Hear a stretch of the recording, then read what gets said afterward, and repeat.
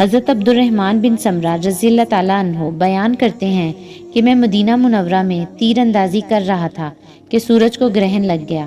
میں نے اپنے تیر اکٹھے کیے اور دل میں عزم کیا کہ میں ضرور جا کر دیکھوں گا کہ اللہ کے رسول صلی اللہ علیہ وآلہ وسلم اس موقع پر کیا طریقہ اختیار فرماتے ہیں۔